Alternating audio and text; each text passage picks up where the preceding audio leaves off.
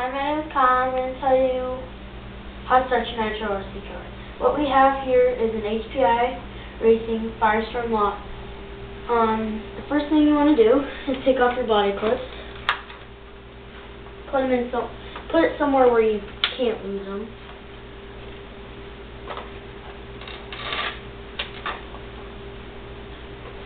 And take off your body, and what we have here is our motor, our exhaust, our pull start, the fuel lines, receiver, servo, and your gearing.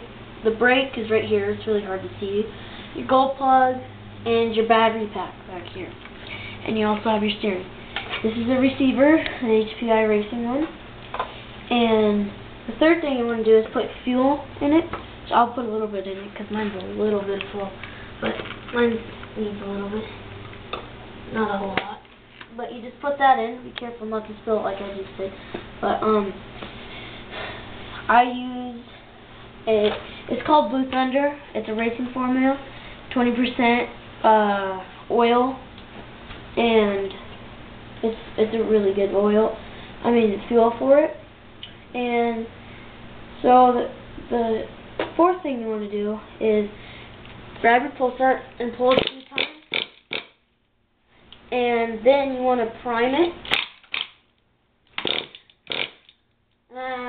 And you don't want to flood it, which flooding it means you get too much gas into your carburetor, and then it's flooded, then it's choppy, which I'll show you right now how to, if you do get it flooded, I'll show you how to get it unflooded.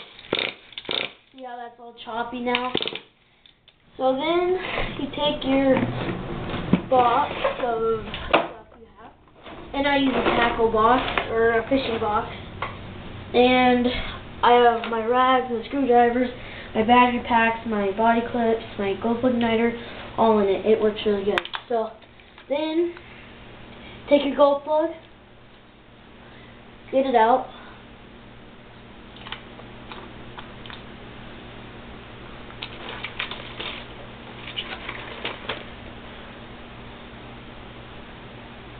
okay, then I have a wrench that you can put your gold plug in. You don't want to put it in there too tight, because if you do, you strip it, put it back in the motor, and you'll ruin your whole motor, and you'll have to buy a new one. So now the fifth thing, I like to do this since there is really any fuel, but you flip it over, pat it a few times, pull it, flip it back over, and there's fuel on the rag, so flood it. And then you go like this, feel a little. It's fine if there's a little fuel, but you want to get most of it out.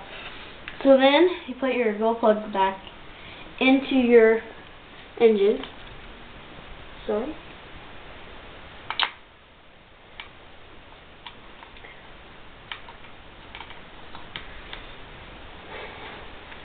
And when you get to the tightening point, you don't want to put it in there too tight, because what can happen is you put too much pressure on this bolt and it will break it off. So don't get it too tight. I unloosen it, tighten it just about halfway, a little tighter, unloosen it, and then tight. So there you go. And then pull it, and it's not as choppy. And then you pull it. Then you always turn on your receiver, and then the car, and see if everything works. Throttle, and braking, and then you have to have a fully charged gold plug igniter that goes into the gold plug, and it ignites it, which I have a spare one in here. I don't know where it went, so I'll just open this one.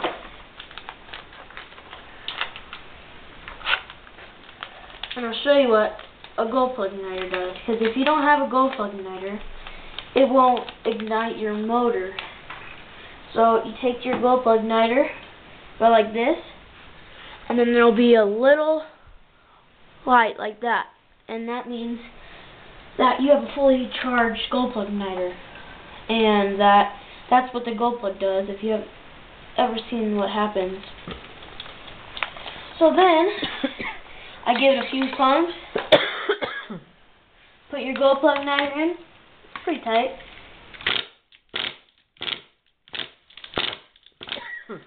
And I take it out. Wait a few seconds. Do that again. Go throttle. Oh, almost at it.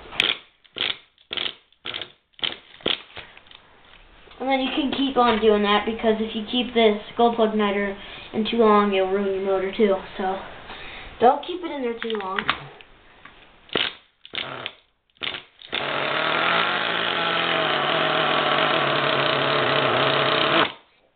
It's just cold.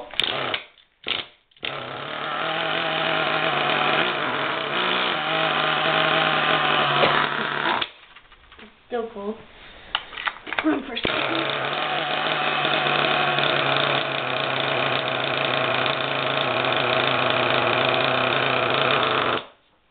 Still cold.